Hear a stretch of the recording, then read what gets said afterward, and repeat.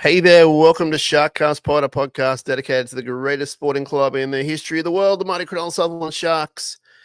This catching up with Kieran over coffee about Cronulla episode is brought to you by Dyson Logistics, the Royal Yacht Club in Port Hacking, Jason Hawes of Crips and Crips Real Estate, and we get our coffee powered by Mr. Paisley's in North Caringbah.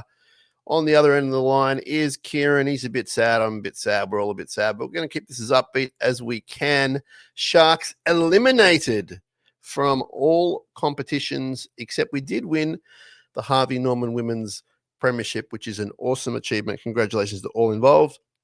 However, on the weekend, the NRLW team very bravely went down to the Roosters in Gosford. Boy, that went down to the wire. And I'm going to say another brave effort by the NRL team in Melbourne, which is what we're going to focus on today because Kieran was there and I've watched it non-stop since it happened and talked about it non-stop since it happened.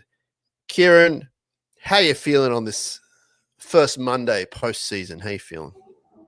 Still a little bit bewildered by it all. Like the fact that it's actually come to an end. Like it was a super long season, a lot of ups and downs, and starting all the way back in Vegas to finish up in Melbourne the way that we did, and the belief that the team gave me in the last few weeks going into that Melbourne game.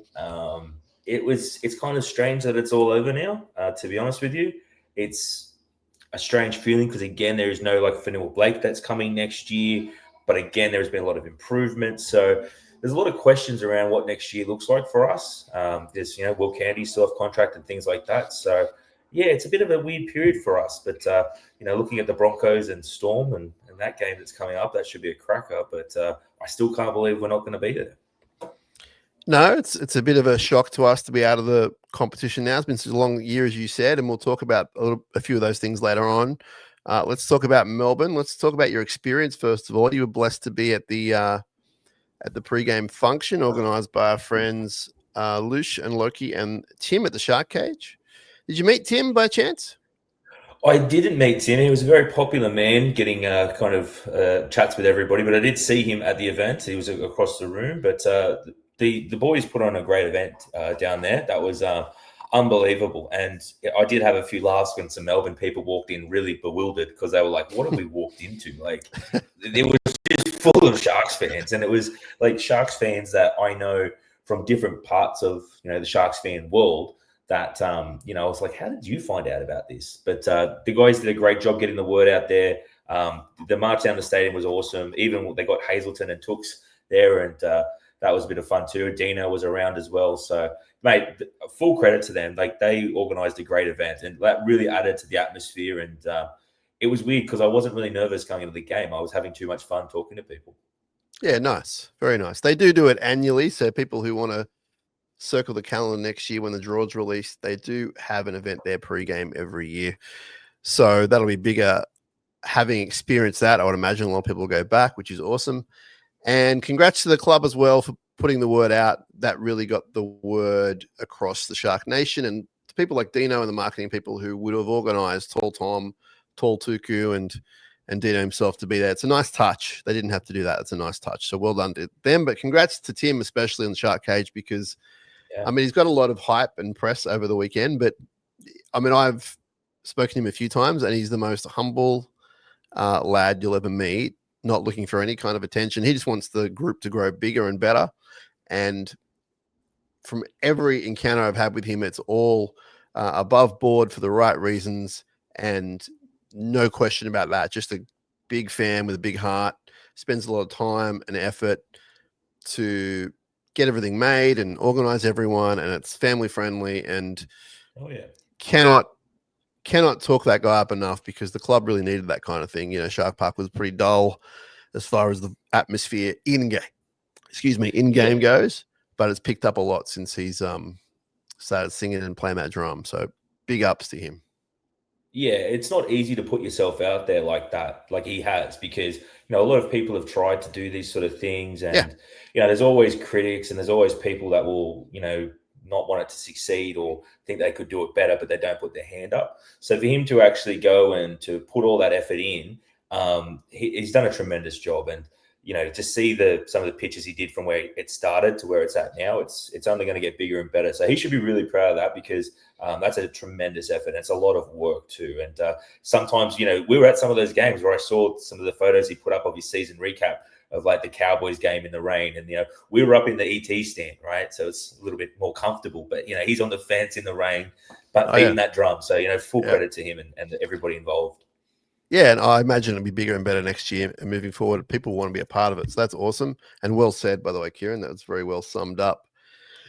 So give us a bit of the vibe once you're in there. I know it was hard because you're in the Sharks base. Everything's kind of Shark-centric. But were there Sharks throughout the stadium, or was that kind of where it started and ended? So the AFL Grand Final was on Saturday, right? So next day, they had the parade on that Friday. And so walking around the town, everyone's in, Geelong or Brisbane gear. I think they were the two teams playing. Yeah. And, I had a Super League Sharks jacket on and a Sharks jersey on, and people were looking at me like I was an absolute UFO. They're like, what team is that playing, right? So there was a bit of that kind of going on during the day. But I saw more Sharks fans around the casino where I was staying than Storm people. But then once you got to the ground, it was 25,000 Melbourne fans and about 5,000 Sharks fans. But that's my first time going to Amy Park. I definitely see the appeal of that stadium. It's a really good fit for purpose stadium. It's close to the city. I could walk back. There's bars around. It was nice having, some really cool food options at the ground too. So it was like, it wasn't like the food trucks sometimes that we have. So they did a really good job, and the atmosphere was actually quite surprising. I thought it would be a little bit, I didn't know what to expect really from their side of things, but they even had Storm fans in the Sharks Bay, right? Like they were sitting anywhere they could. Usually when you see it's a sellout somewhere, you find a few seats up in the rafters. I was scanning for it and I couldn't see spare seats anywhere. Like they really packed it out. The lighting there though is really weird because they light up the two sides, but then like nothing behind the goalpost. Then they have like the big lights on the outside. That really perplexed me. I don't know why they did that, but no, it was a good atmosphere, and I wish we got the chocolates. Yeah. All right. So Sharks lose 22-14. Very much in it for most of the game. And tell me, let's start with some positives. Tell me what you liked about the team or some individuals. Give me some takeaways that will stay with you. Some effort, some moments. Give me something like that. Something positive stuff. Yeah. So, I mean, going into these prelims in the past, and I'll just rattle off a couple off my head, right? 2024, 2018, 2008, for example. There's three that spring to mind, given my age and where my Sharks fandom is, and obviously not including 2016. Go back to 2002, but 2002 I thought was kind of the toss of the coin. I wasn't too sure how it would go, but we weren't in great form. Those ones that I just mentioned, I kind of rocked into those games hoping for the best and hoping that we'd put our fists up, and our form probably had deteriorated to the point where I wasn't expecting a lot. Whereas this was one time we were actually fit, we were firing, and I really thought we were going to get the job done. Now, going up against Melbourne in Melbourne, difficult. That spine is insane. But there were some chinks in that, right? Pappenhausen hadn't been around, and Hughes, blah, blah, blah. So I think the thing for me was Melbourne started really fast, and then Melbourne got that early try, and I was thinking, is this going to be one of those times like a 2008 when I sat there and I watched the Sharks versus Melbourne, and then Melbourne kick on and we don't get into the game?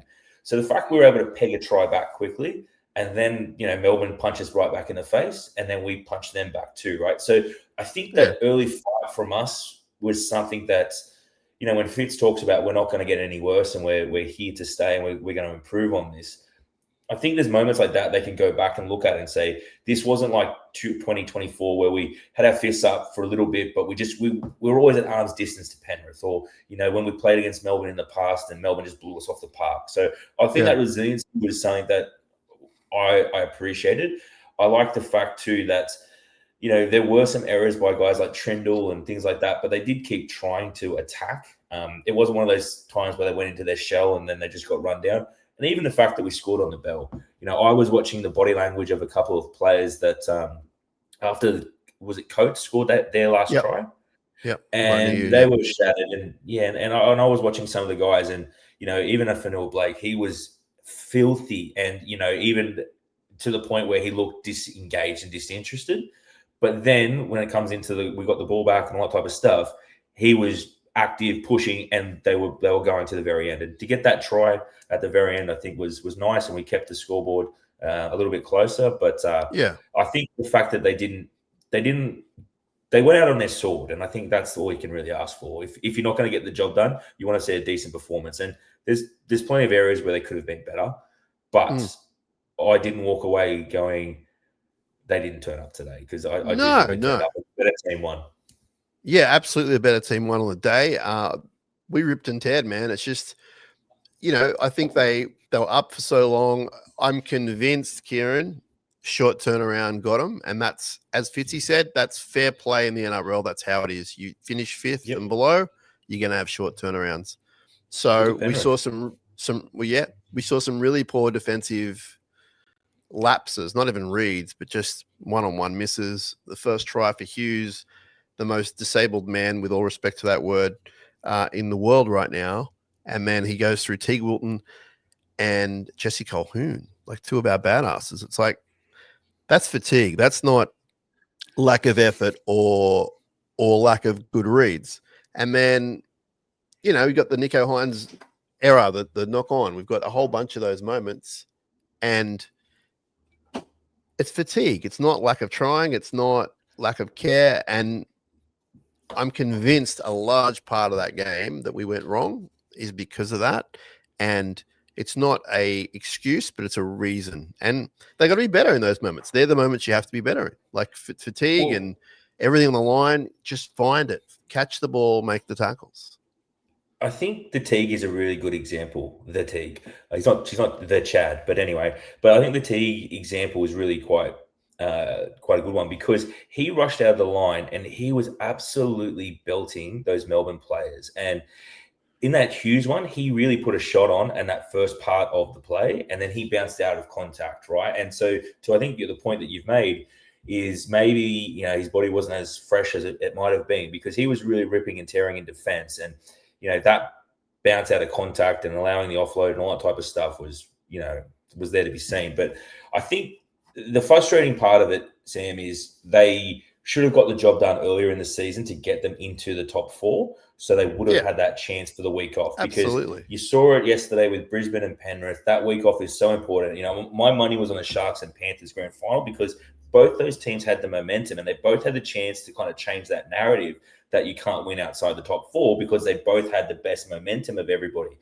But now you look at that and you go, that week off is so important. And 2016 showed us that, right? So again, if you want to look at all of our failures in the prelims and things like that, we've only probably had that week off maybe 2 or 3 times that I can remember. And then one of the times we had it, we came up against Melbourne in 2008 when they were a generational team, right? So it's so hard to win in the NRL, but we're putting ourselves in the right positions. We just got to be a little bit better and finish a bit higher. Now, all traits of honesty here. You and I are both dads on school holidays, and I'm going to step away from the camera for like 30 seconds. But Kieran, can you keep talking about the Sharks for our listeners and viewers? And can you tell me, start with you, give us some 3-2-1s. Won't hold a gun to your head, but give us some 3-2-1s. Yep. I'll be back in like 30 seconds. Start with wherever you like.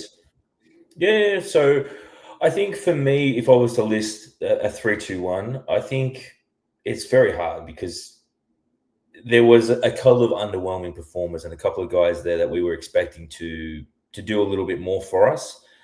But I think early on in the contest, I really liked what Teague did. I really liked his defense early on. I thought Billy Burns as well was someone who tried really hard and pushed to get the job done.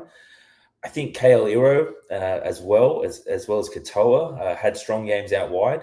And again, it's so tough, because if we're to win that game, we need our Fanua Blakes to be at the top of their games, the Brayleys, the Nickos, the Trindles. We need them to be focusing in our 3-2-1s. And, if it's going to be with respect to those other players that we need them to be the 3-2-1s, it's very hard for us to get the job done, right? So I think for me, what stood out was Teague early on, and as well Katoa diffusing all those kicks, because they really did try to get it at Sione, and Sione got 2 tries. And I think I think that's where it lands. But geez, it would have been nice to have one guy where I go, he was the standout. He was our best player. But I can't think of one off the top of my head. I did have a text conversation with Dan Nichols from Fins Up yesterday, and obviously, as you can imagine, it ranged from a whole different things about a whole different range of subjects. But I did want to start the conversation with him, and I said, "You're going to hate this, but Sione Katoa is a legitimate big-time player. Like, he's been the man of the match probably in the last two prelims. And think about the Canterbury game, think about the Roosters game in particular the other week. Mate, does not let you down. Yeah, it's going to be so interesting to see what happens with him on November 1st. He can talk to other clubs. He's coming into the later part of his 20s. I think he might be 28, 29. And obviously, we've got Stone Street there as well. But, in my world, there's not a day that I would go Stone Street over Katoa currently for where we sit. I still do think Sam has a tremendous upside, but Sione brings so much. Those carries are so important. And when he's switched on, like he's been, against two of the best in the air in the last couple of weeks, he's been great on the high ball, right? He does have some errors in him occasionally, but so does everybody, right? So, yeah, Sione, I'm a big fan of Sione, and I always have been, always will be. And the day will come, and it'll be in the next few years, where you'll be like, well, he's lost the zip that he has, and he's not the zippiest man in the world anyway. But I just wanted to give him some credit because it dawned on me afterwards, like, that's two prelims in a row where he's dominated for us. And as you've sort of said, I think it's kind of a shame that the winger is the star. Yeah.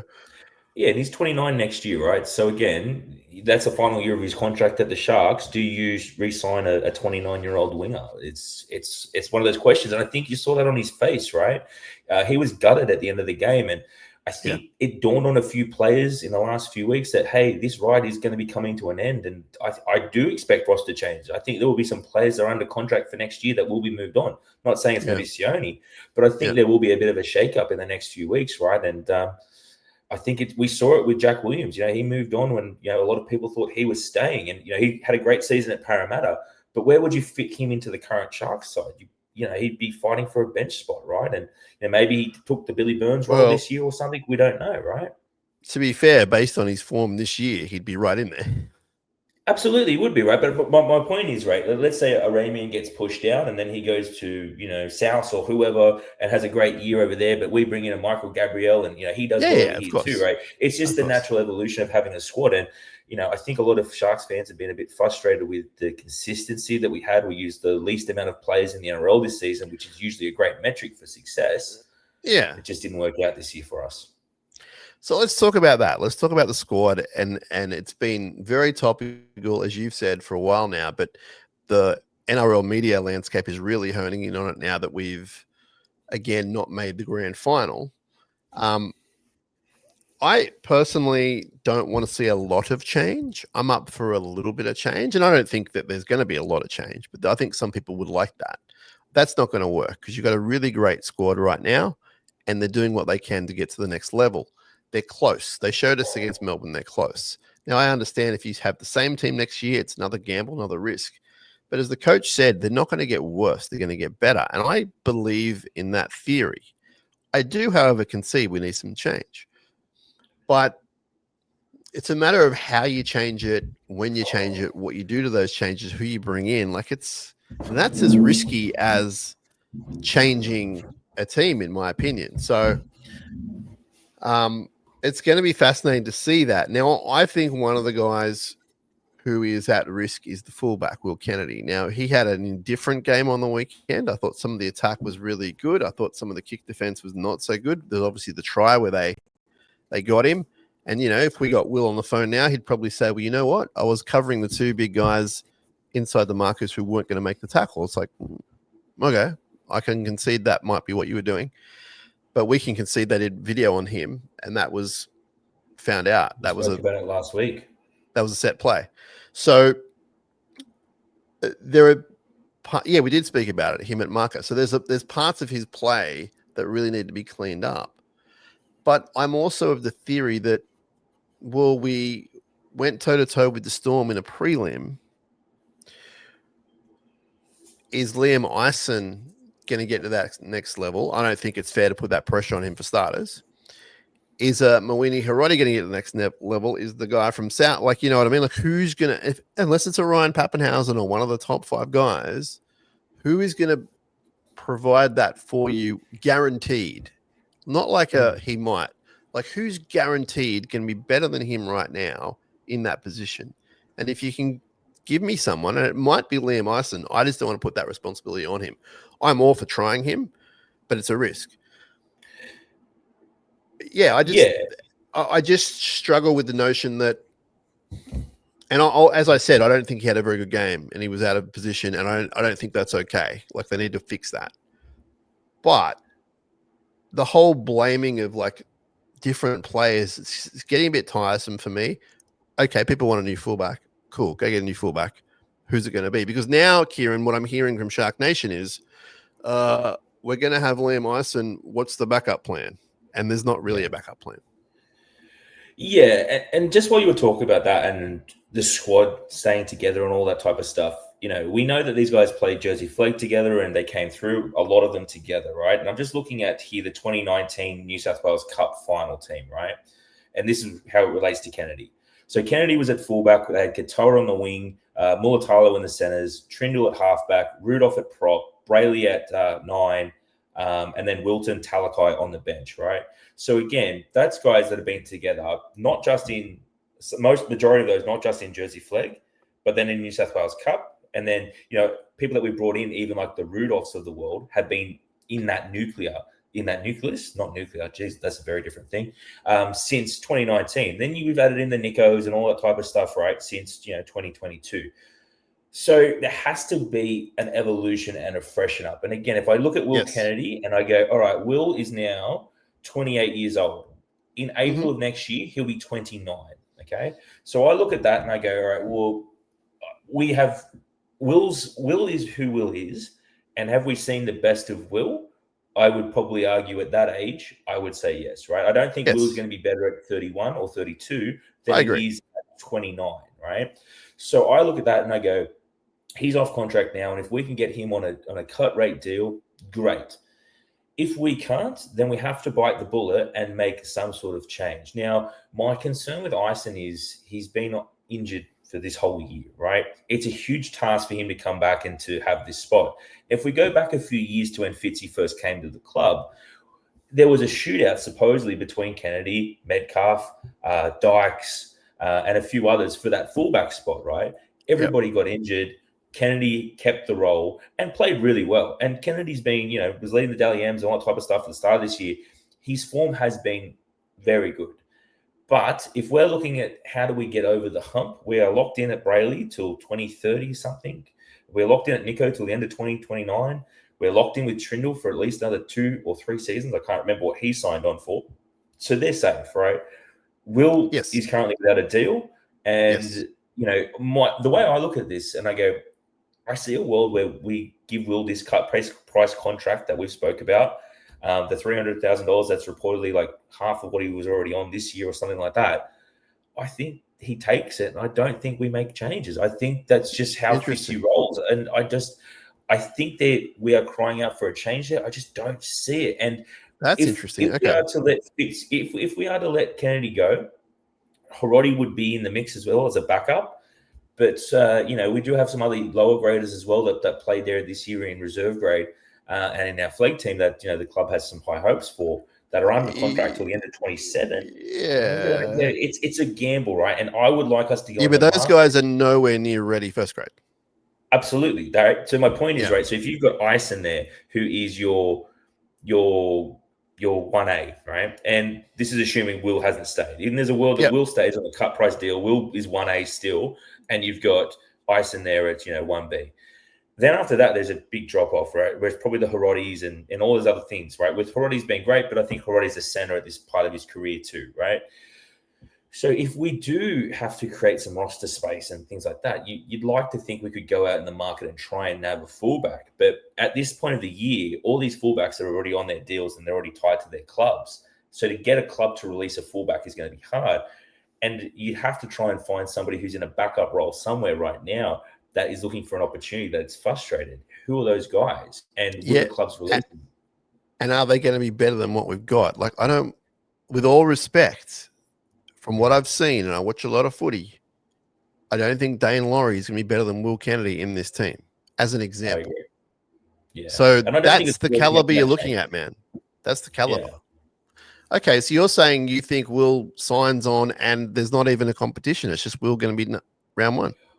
It's just what I think is going to happen, because I think Will doesn't. And again, Will might have offers. And I'm not his manager. I don't know. But I look at the landscape for NRL fullbacks, and I don't see a role for him at another club at this point in time. Maybe he goes to London Broncos, and they're on a bit of a spending spree at the moment. Then goes to Perth. Maybe that's on the table for them, right? Yeah. He'd be a tremendous pickup for them. But I look at it and I go, what's his options if he wants to stay in the NRL? He's got a young family. I think he's just about to have another child. So he's going to want to try and make this happen at the Sharks. And I think, he might be looking at this saying, well, I'll take a little bit of a pay cut and I'll stay and try and earn myself a longer deal with a Sydney club. But it's going to be so hard to try and make that change, because I just don't see an option that's out there right now for us to go out in the market and buy. Like, if that player at the Storm who's the backup for Longo, if he was available, you go, all right, let's roll the dice there.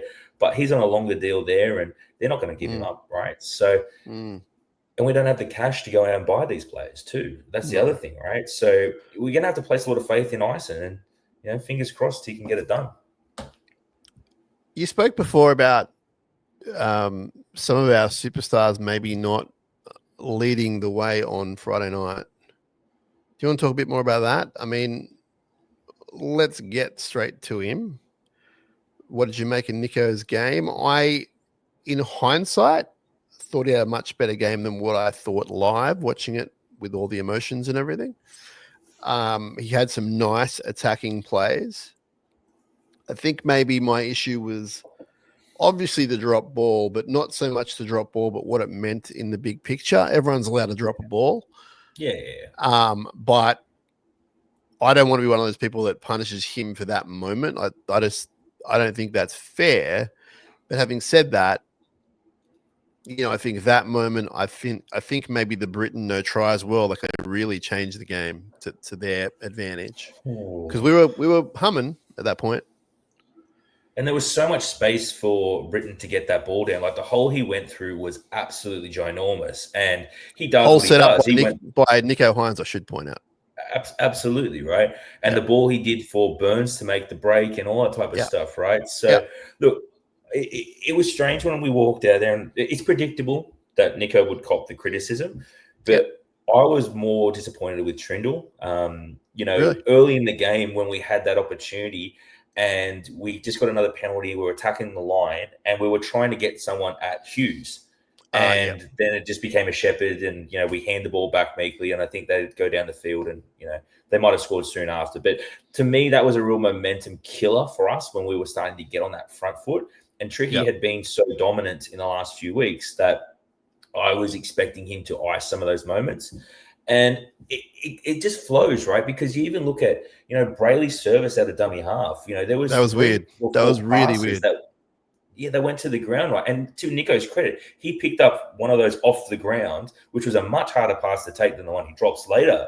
And then he gets the ball out wide and Sione scores on that play, right? So, with the help of Will Kennedy, should be pointed out as well. Absolutely, right? Yeah. So, again, this is where Will has so much value to us in how we do our attack and things like that it's just not so easy to pull him out when we don't have a readily available option to replace him with. But, sorry, just back on Nico, I didn't think he was as bad as what it was made out to be. Like, I saw he got a rating of like 5.5 on Fox Sports, and then I think Trindle got like a 7. I'm going, geez, I don't know about that. I probably would have had it the other way around. But look, it is what it is. Those ratings are pretty silly no matter who's doing it, because I saw AFB with 5.5, and I was like, his first half was quiet, and maybe if it wasn't quiet, it'd be a different result. But his second half was unbelievable with his cousin Talakai. Absolutely ripping and tearing. Talakai ended up playing, what have I got for you? 33 minutes, which is, I think, a bit more than the past few weeks. And I just thought him and AFB kind of said, come on, let's go. And everything flowed off their work in the second half. So I'm not really concerned about those ratings. But any other thoughts on the game, Kieran? Like you mentioned, like the players look obviously shell shocked, but also like they'd wasted the opportunity.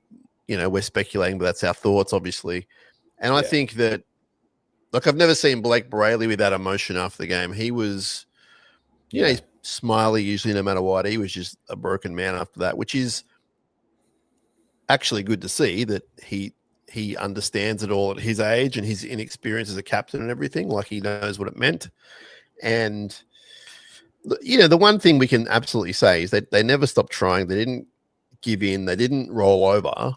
Just some stuff they'd like to have back. Like the Coates try where the defense just, like, I said this on the post-game show, I was sort of, watching it intently. And, I looked over at my kid for a second or whatever and then looked back. And there's this gaping hole. I was like, I literally went, where's our defense? And it wasn't until I saw the replay. But, I'm not going to circle names right here.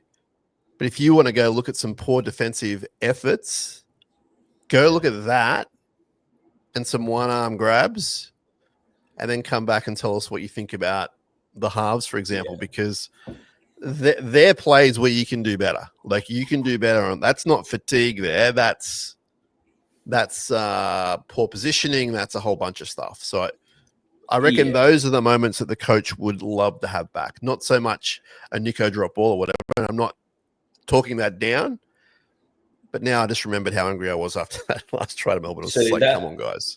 That Melbourne try, the game was really kind of flat at that point. Like, it was in the balance still, but it was kind of flat. And it was in the balance, It happened right in front of the Sharks fan base. And we were all just I can see you all on the replay. I see people I know just going, what? Yeah, there's some people I know in there as well. And I haven't watched the replay back yet. I just haven't had time. But I'm sure that you'll see me on a few of those shots because I know exactly where I was and I can see the section. But the spray I saw for Newell Blake give to that side of the defense behind the goal line with his just disgust. And it was to the point where I was like, geez, is that going a little bit too far? Because he looked so angry and so disengaged. But then when we got the ball back, he obviously switched on and was still fighting to the very end, right? Which is what I love to see.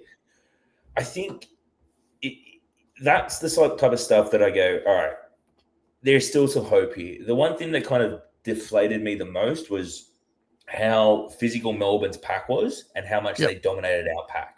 Yeah, let's talk about that. Stefano is a really solid player, but I will admit that I've seen him play Origin. I've seen him play when Melbourne bought him, and I'm going, I don't understand the magnitude of the hype of this player, even though everybody tells me he's amazing, right? And I'm going, is it something that I'm not seeing? He's obviously a good worker and things like that, but I've never seen that physicality or dominance from him. I don't think he's played like that before. I don't think he's played that angry before, Yeah. And I mean, the huge try was off the back of him just running so hard, and our guys did not know what to do. It was like we were scouting a player we'd never seen before. And I think if you look at where our strengths were over the last month of football before that game, it was our forwards kicking down the front door, and then we were flooding the middle with Brayley getting out, and he was trying, right? But again, stop-start nature of the game, lots of penalties. Well, we didn't get that ascendancy, right? And their middles did a great job of putting them on the front foot. And then when you're on the front foot and you have Grant, Pappenhausen, Hughes, and Munster all going 100 miles an hour, like we were trying to play, we're on the back foot, right? So then what can our halves do, right? So, I know I was a little bit critical of Trindle before, and I know of Nico as well. But at the same time, I look at it and go, I think our forwards did let us down in that instance, right? I have no doubt that, along with my idea of fatigue, that the forward battle was lost, and that's where the game was lost. Because I said AFB was quiet in the first half, and I maintain that, but he was still AFB. Like, he was still tough to handle every run. I thought Toby as a starter was way off his game, and he's been amazing for a month or two now, so that's all good. But I think where possible, someone needs to step up next year and be the other prop and Toby can come off the bench. And I don't know if it's someone we get. I don't know if it's a kid. I don't know if it's someone we got. Someone needs to go, hey, Fitz, pick me every week, because this sort of chopping, and we had Oregon for quite a while, to be fair, and he has been injured. So maybe it would be Oregon in a perfect world. But the chopping and changing a prop for me is not working. And that was proven in that big game. Well, it's extremely frustrating because Toby had been that guy for a few weeks, right? And this is why we re-signed him on a very healthy deal in the past and all that type of stuff, right? Because the club believed in him, and the club, when we first re-signed him after one of his first deals, he was talking about how he wanted to be an Origin player and all this type of things, right? And that was the ceiling that they were trying to get him to, and we just haven't been able to get there with him. And I'm not giving up on Toby. I still think there is a good player there. It's just one of those things where we need that consistency from him when he's doing what he did against the Raiders and the Roosters. If he gives that every single week for us, we're very hard to handle. It's just we haven't been able to see it, right? And I know Hazelton, I think, was a big blow for us too. Yeah. Maybe he can step up and take that role next year. Absolutely. But it's going to be interesting to see, like with Fanua Blake and Hamlin Ueli as well. There's a lot of front rowers there, and I just go, do we move a couple of these pieces to try and maybe find a fullback? Maybe, but I just want them, and maybe Tom is the answer, because when he started this year, and he actually, wherever he played this year, he was pretty good, Tom. So maybe he's the guy, but Schultz. Yeah, but not as a starter. I want two guys locked in every week. Your 8, who your 8 is, and your 10 is going to be the same guy every week, barring injury. Like, I don't think we can keep chopping and changing, because when you get to these big moments, I don't know, it just felt like that was a part of where we were let down. He tries his guts out. It's not a knock on him. I just think maybe they couldn't see it coming. Maybe the science and everything didn't tell us that they were going to be a bit tired this week. It's a short turnaround. But you're right. Like the props, the forward battle was won by them quite easily. Although I thought in the second half with AFB and with Talakai, we were definitely getting back to them, I thought, especially over like a half-hour period. If you go back and look at some of our other finals performances under Fitzy, the issue has always been our front row. And it's been that we've had inconsistency there with players through injury, through form, and all that type of stuff. Go back and look at some of the teams that we've put out there in 22, 23, and 24 in those prelims and finals games where it was guys like Royce Hunt was starting for us, right? Yeah. And that's why I thought Fanua Blake was going to be such a key addition for us. And, he's absolutely proven that to be the case. And I was of the view where we could get one of those other guys to be able to step up. Now, obviously losing Hazelton, wasn't ideal, but we just need that consistency from one of the others to absolutely, to your point, not have it be a question mark. Because right now, if you say who is the second best prop at Cronulla, you're probably going to get different answers if you surveyed 10 people. Yeah, you would, and they wouldn't be wrong. Probably that guy. But I do think part of the change next year is how can we step up? Well, let's compare it to 10 years ago. We had Pryor, we had Fafita. There was no doubt about that. And they both played really good in their own way. So let's aim for that. And they don't have to be, the guy coming in doesn't have to be Matt Pryor levels necessarily, but he's got to bring those attributes every week. And when it comes to the big occasion, you got to lift. So forward battle won by Melbourne. An brave effort by our forwards and by our whole team. And I wonder if, you can't change this based on what we knew, but I wonder if the Britton Nicker Billy Burns experiment went 1 week too long. Only in hindsight. I say that in hindsight, not at the time, but now looking at the way they both played. I mean, Billy was effective in a lot of ways, and in a lot of ways he wasn't. And again, it could have been the short turnaround stuff. And then when Britton came on, I thought he wasn't as good as what he was in the past 2 weeks. Yeah. So, but that's a hindsight thing. I can completely concede that. Don't misinterpret that. That's a hindsight thing.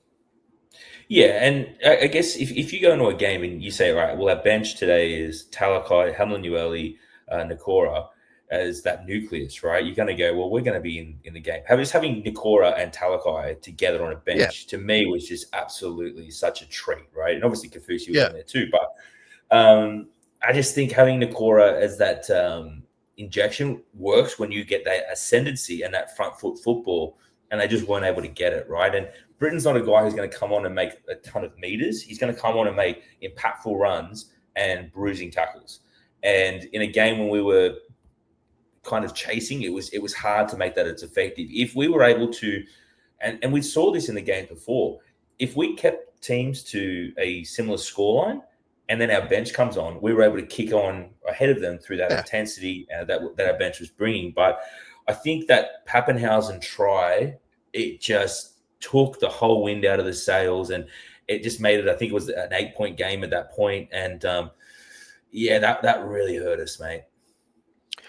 I think as much as the points difference there hurt us, I think it was the nature. It was the reminder of who we're playing, and then the reminder of kind of maybe one of our weak points, kick defense. And it was almost like them saying, you're going pretty good, but hey, hang on a sec. We're the Melbourne Storm. You're the Cronulla Sharks. And I just, it was a very well-planned try. Yeah. Like they waited for the right moment, and that was the moment. And they took it, the ball bounced their way. Executed it. So that was disappointing. We want to give a shout out to the NRL dub team. They went super close. I think if they have that last play again, attacking down the right, they probably win the game if there's a few catching and passing there, but it wasn't meant to be. But a really great effort. Again, the refereeing in both games didn't seem to favor the Sharks. I know in the NRL, Ashley Klein's been heavily ridiculed by certain circles, and I think he should be. I think that it was some of those penalties for both teams were just ridiculous. It's like you're not refereeing boys, you're refereeing two of the four best teams left. There are a record amount of people watching this around the country, and you're just having some fun out there. Like whenever, like I noticed with not even a wrestle and a tackle, but if someone just sort of hung on for a second longer, or if the other player, if the attacking player dry rated, it was like penalty, 6 again, penalty. It's like, no, just let it go. This is what they do. You know this. You're a referee. So the fact that it was 9-all, so he's saying they were both as bad as each other, and there were 18 penalties. And I think our mate Riccio said it was the most penalized finals game or prelim finals game in 7 years or something. It's just like, were the teams really that bad? And even the coach said in the presser, he said, don't we want the teams just to go shot for shot, which is what they kind of did for a while, and it was really entertaining. And then the ref just said, nah, we're not doing that. This is how it's like. We can't change it, but it affected the game. I don't think it affected necessarily the result. I've had a few people write to me. I'll talk about that during the week about they're so disillusioned by the refereeing and that kind of thing, and I appreciate that. But I do think the better team on the day won, but it definitely affected the game, and we love to keep that ball in play, and we just couldn't. Yeah. Well, and I think if you look at it, right, who does that benefit more, right? It actually benefits the Storm more from a stop-start perspective, because they have the highest quality spine in the NRL, right? So they will be able to put it in a touch, set up for a set piece, execute, right? Whereas for us, when we play our best football, it's, again, flooding the middle, Brayley getting out, Nico and Trindle running 100 miles onto the ball, and creating that flowing football, right? Where, look at the games that we scored the tries against the Roosters, for example, right? Where, Trindle's thrown that miracle ball and all that type of stuff off the back of a break and all that type of stuff, right? So if it's going to be a stop-start game, it really just eliminates our chances of winning, right? So, again, we've got to look at that, and we've got to say, all right, well, how do we not get penalised in these situations? But for mine, right, it was just like, anytime you let Melbourne kick the ball and they're going to be taking a tap 20 meters out from your line, they're going to execute that play because they are so good. And to a man, their best players nailed that game. Like Munster nailed that game. Hughes, as bust as he was, nailed that game. Grant nailed that game. There had been so much criticism of Pappenhausen. He nailed that game. So if you're going to give Melbourne these chances through set restarts and penalties and all that type of stuff, you're up against the wall, right? And we don't have that same quality in our spine. We need to win games by playing on the front foot, and we just couldn't get on it. I will say, given all the talk about Hughes, I was disappointed that there was not more pressure on him. Yeah. Now, I know that the coach spoke about if we target one guy, the other three guys are going to go bonkers. And so I appreciate that. And I also appreciate the fact that he was defending out wide at times on the wing in the centers. They couldn't get to him. I get that too. But my main concern was a lot of the kicks he was taking, there was barely any pressure on him. I think maybe once or twice they connected with him. I need to rewatch that back to make that factual. But my watching live experience on telly was they're barely running at him when he's kicking the ball. Like I just didn't quite, and maybe that was the fatigue. I don't know, but it was early in the game, and I was actually pretty disappointed. That was one of the most disappointing things for me in the game was just not enough energy around that ruck, but also pressure on the guy who's got one arm. Like, come on. It was like we had that play with Trindle, and he had 3 or 4 options to hit one guy to try and get onto Hughes as isolated, and everyone was so excited for that ball. Everyone overrun it, and Trindle ran out of options and was a shepherd, right?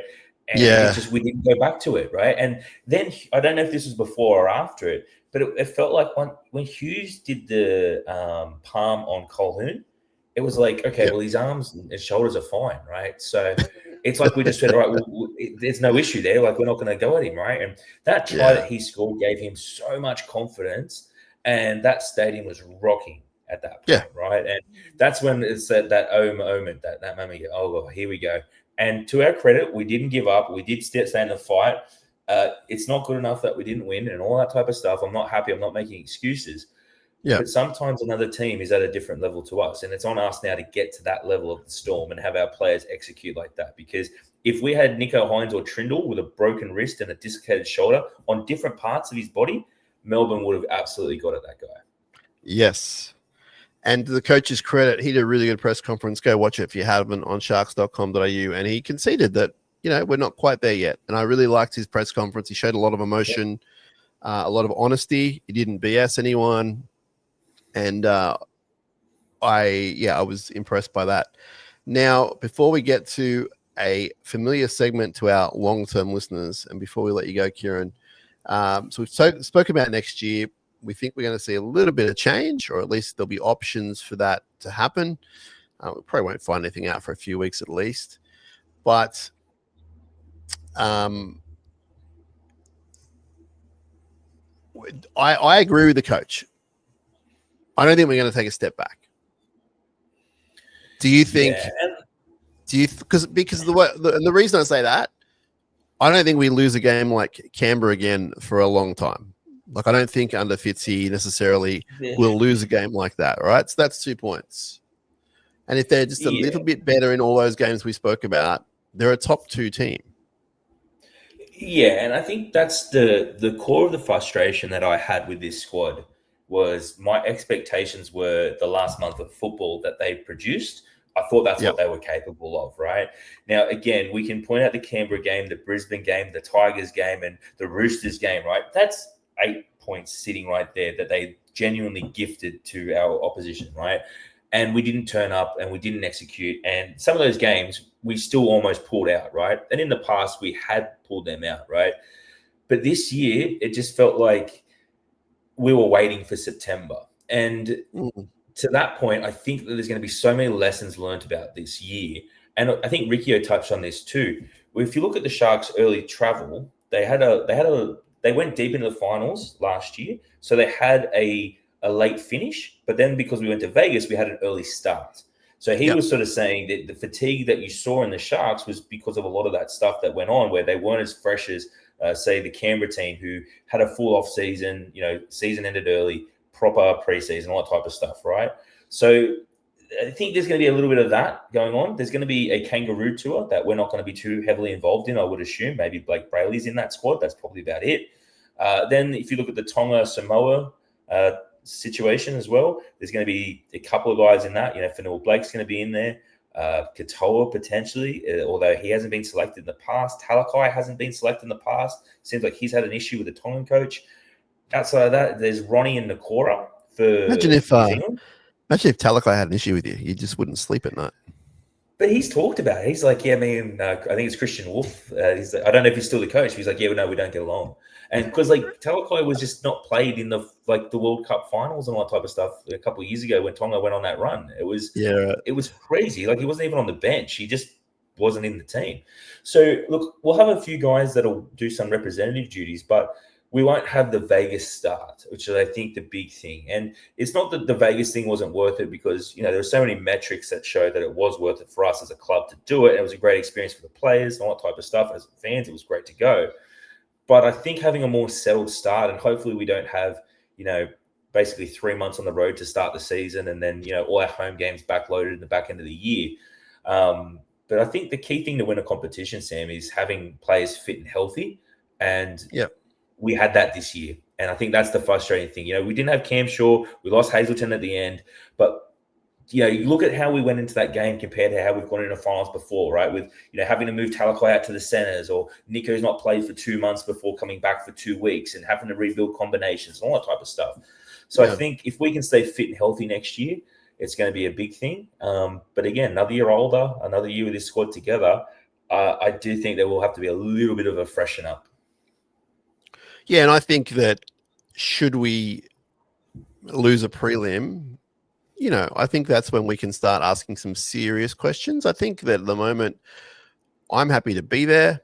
It gives you a 50% chance to go to the grand final, gives you, a quarter of a chance to win the premiership from that point. I mean, I just think that it should be celebrated, the fact that we get to these prelims. I'm not saying we celebrate the losses. There's 2 in a row now. They were very different losses. Last year was in the rain against one of the greatest teams of all time, in all seriousness. This year, different circumstances, better form, healthier, as you said. And our completions were at, I think, 87% or something on the weekend. It was just the one-on-ones really that cost us. So I feel like, I repeat, I don't think we're going backwards. And I can understand why some people might say that we will, but I don't believe that. I also don't blame Vegas for a lot of things, Kieran. I understand what you and what Ricky are saying about the season and everything. I don't think the Canberra loss is because they were too tired from Vegas. I think that was just something else, right? Like a moment thing. And they would learn from that. They remember that stuff. You remember that stuff for the rest of your life if you're a player. Oh, yeah. So the tricky thing is, it's super hard to get to a prelim. And none of our fans really talk about that, but it's really hard to get there. And we are now consistently doing it. And that's why I'm saying we should celebrate that. You can't make a grand final and win one if you're not in a prelim. So I don't get a lot of negativity from losing prelims. I like being there, and it gives you an awesome chance to go on. So all the, the fan talk about losing a prelim and it's a disaster and it's unsuccessful. It's like, it's not unsuccessful to lose a prelim. It's just not fun, or, your season's over, obviously, but it doesn't mean that it hasn't been a good year. I don't think there's anything wrong with celebrating a good year going, we were one of the last 4 teams and it came down to like 10 minutes or what to go against a Storm. And then we had a defensive lapse and that's why we lost. Like, I can live with that sort of stuff, man. Yeah, if you look at how Fitzgibbon talks about it, he says, look, the barometer is, did you win the comp or not, right? Trent Robertson came out and said this. And, Craig Bellamy's even said, like, you can't say that, losing a grand final is not a successful season, right? Or getting deep in the playoffs, right? But there is one metric that everybody remembers. It's, did you win the grand final or not, right? And, absolutely, I did some commentary around, it was in our woodwork and all this type of stuff, which is just ridiculous, right? Because, again, like, let's say Brisbane goes in this week against Melbourne and they lose, which is highly possible. Melbourne's great. Brisbane's then lost 3 grand finals in the last 10 years. We've won 1. There's been 4 teams that have won a competition in the last 10 years, including us. So if you look at how we've gone in the last, say, 10 years, if the Sharks were run like we have been in the last 10 years, in the 80s and the 90s and the 70s, this club probably picked up a couple more premierships. We were a basket case for a long time. We made prelims and grand finals in the 90s after almost going bankrupt and kicked out of the league in 93. Super League saved our bacon. And then 2 years later, we were in a minor premier in a prelim, right? So there's been a huge era of instability and chaos around this club.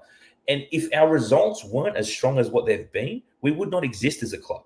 Look at the Dragons. The Dragons have made the finals once in the last 10 years. If we put that out there on the field, Sam, if we were finishing between 13th and 17th for 10 years, this club would fold. This club would be gone. The fact that we are in the prelims for the NRL and the NRLW with the resources that we have, compare it to Parramatta. Yeah, Parramatta's made a grand final in the last 5 years, but they haven't won a competition since 1986. Yeah. So again, like it's super hard to win a competition, and I think we have a football club that we can be proud of. It sucks that we didn't win and we didn't make the grand final. I'm not happy with that. I want to get better. No. I want this club to improve, but I have seen the improvement. And again, the fact that the NRLW is a sham with how they do the salary cap. Yes. Because the clubs can hire these girls or these women. Well, I'm not trying to be disrespectful. I'm just saying you can be hired to work at the club and it not count the salary cap and all these other things. There's different ways around it. So the fact that the Sharks, with the limited resources that we have, we still don't have a leagues club, by the way, are consistently getting to the final four. Other clubs would die for this. And for us, my question to the people that they're getting upset and all this type of stuff, it's, all right, would you rather be the West Tigers? Would you rather this and that? And you go, okay, well, that's a flippant statement. And you go, well, it's not, because the reality it's not flippant at all. If we produced the runs that some of these other clubs have put up, we would not be around today. And it goes down even to our Jersey Flake team coming in the last couple of final teams as well. Consistency for like the last 10 years. Harold Matts, SG Ball, and all that type of stuff, right? So, look, I'm super frustrated. I'm super annoyed that we didn't get the job done. But again, I look at this and I go, we've got a club we can be proud of. Absolutely. And I'm not suggesting for any part of the last 56 minutes that we shouldn't have gone down there and won, because that's what they traveled there to do. They were in great form. They should have won. Like they are a good enough team, and we've seen that over the past 2 months to beat the Storm in Melbourne. But having said that challenge is one of the hardest challenges, and it's been proven over the last 20 years to go to Melbourne and win in a prelim, let alone any game. Like it's hard, and it's not an excuse. It's not even a reason, but it's just like we need to sort of. It's a reality. We need to be realistic about these things, and I'm very annoyed we didn't win. I'm very annoyed we're not going to the grand final, and I can see why we are not, and that's not good enough. But also,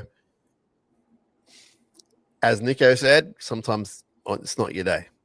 What are you going to do? Cry about it for the next 3 years? It doesn't mean it's not going to be our day next year, right? And again, it's the hope that kills you. And this team has a lot of reason to give us hope. And okay, let's take it in the last just 2 year window. We lost to Melbourne in Melbourne where their big four players stood up and had 8+ out of 10 games. Okay, that's very hard to beat. That's just me being a realist, right? The year before that, we get knocked out the game before the grand final by Penrith. Yeah. Like you can make an argument saying maybe we should have been in the other side of the draw. We should have finished minor premiers, blah, blah, blah. Yeah. We could have avoided these things and all that type of stuff, right? But the reality is I think Phil Gould said it really well last week. He said last year in 2024, the top two teams had a huge gap between teams 3 and 4, and then teams 3 and 4 had a huge gap between 5 and below. It was a canyon. Whereas he said this year, the top 4 teams are super tight. They're super close, right? The final 4 teams. So he wasn't including the Bulldogs in that. He was saying the 4 teams that were left were super close. And he even tipped the Sharks to win on the weekend. So again, it shows you that we have a puncher's chance in this competition. But if you look back in 5-10 years' time and you go, what were we thinking we could beat Melbourne in Melbourne? Like I look back at 2008 when we lose, Brett Seymour during the week and all that type of stuff, and we're up against the generational Melbourne team. I had money on the Sharks that game. I had money on the Sharks on the weekend. I do think in 10 years' time it'll be different because we'll look at the ride we were on. We'll look at the way that the players were playing, the form they were in. The 08 team, our current team smashes that 08 team. Absolutely, right? But my point is, I think there was delusion there. And if you look at there, the fall off that we had after 2008 was steep, right? And we went into a huge period of chaos, right? Yes. Now we've gone back-to-back prelims. The last time we went to back-to-back prelims was 2001, 2002.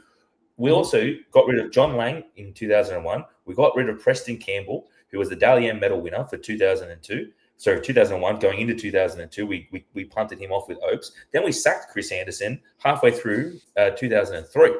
So now we're in back-to-back prelims. We have a coach who's going to be here long-term. We have a roster that is nurtured and going to be together for a few more years.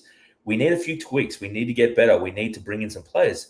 But guess what? We have a New South Wales Cup team who is always at the top of the table for the last 5 years. We've got a Jersey Flag team that is at the top of the table for the last few years as well. So we have good talent coming through our system. And again, I look at this and say, and Ricky said this a couple of weeks ago, I don't know if it was on this podcast, but he said the Brisbane Broncos would look at a club like the Sharks and say, how are we not having that success, right? Whereas they're in the grand final this year, right? They've got it done. So now it's on them to win the comp, and God bless them, hope they get it done. But we are punching if we had the money and resources of Parramatta, mate, we'd be unstoppable. But we don't. So now we've got to make do with what we got, and we've got to get better. All right. Well said, Kieran. Now, we should point out to everyone that, no, I love it. We're going to point out that we're not going away anywhere. So spring and summer, you still get lots of SharkCast content. It won't be daily, but it'll be regular. We're not going to put a number on it, but whether it's Kieran and I catching up or there's a couple of projects we're starting up, which I will reveal in the coming weeks once it's completely locked in, but they will be happening. We're not going anywhere. So stick with us, subscribe, like, share, etc. But particularly subscribe for free wherever you're listening, watching, and you'll get the latest content from us. It's a pleasure and thrill for us to do this sort of thing. So we're not going anywhere. Don't think the season is over. Now, before we let Kieran go, we're bringing back one of his favorite segments. I don't know who came up with this. It might have been you, might have been me. I know you loved it. And it's called Random Shark of the Week. And basically, I'm going to grill Kieran, and he's going to answer it within 3 questions because he's a Sharks encyclopedia. It's basically a who am I for people who haven't heard us do it before. Occasionally, Kieran throws it at me, and I spend about an hour going, well, maybe, I don't know, it could be Valentine Holmes. All right, so Kieran, this gentleman was born in 1980. 1980 kid. And he debuted in the NRL in the Olympic year of 2000. So one for you to remember. 2000 is when he debuted. Geez. So he would have been, do the math, he would have been 19 days and 358 days old. He was almost 20 when he debuted. You don't need to know that. 2000. Round 21. So late in the year because the Olympics year, you know that thing. He played his first game at the SFS. Born in 1980. Debuted 2000. Round 21 at the SFS. Overall, he played 72 NRL games. 72. He played at 1, 2, 3, 4, 5 different NRL clubs. Okay, 5. Bit of a journeyman, you could say. 1, 2, 3, 4, 5. In the 8 seasons he played, 2, 4. In 8 seasons he played, he made the finals 3 times. And in 1 year, he was in a minor premiers team, making 8 games for that year, the minor premiership year. I won't say what year it is just yet. So between 4 and 6, he played 3 straight final series. He finished his NRL career at Cronulla. So finished his NRL career at Cronulla. He played 9 games for us in the memorable year of 2007. He won 3 of those 9 games, his first 3. So we probably all thought this guy was the savior. He scored 2 tries for us. One was against Manly at Shark Park in a loss, and one was against Melbourne at Shark Park in a loss. 2 tries in his last 3 games for the Sharks. He was, I would say, classified as a interchange player, if you will. Quite versatile, like his career, like all the clubs he was at. Some of the other clubs he played for were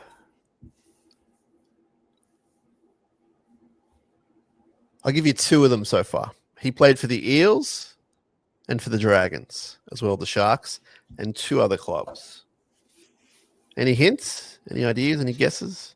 Yeah, so I don't know if you heard this, but I have a French bulldog called Moose, and he absolutely dropped his guts before, and I'm sitting here in a whole world of pain because this is he's too much absolutely for gassed us. me.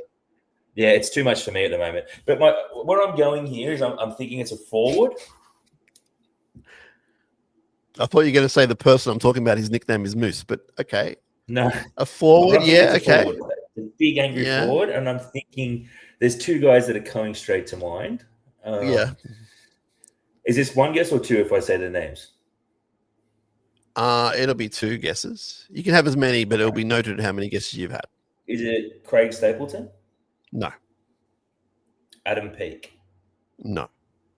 You're sort of on the wrong track when I said he was a bench player. If he's not a big bustling forward, he's a... Is it a utility guy? Yeah. Well, it's just because of the clubs that you named that put me down on that. Let me give you all the clubs. Let me give you all the clubs so we're not here all night.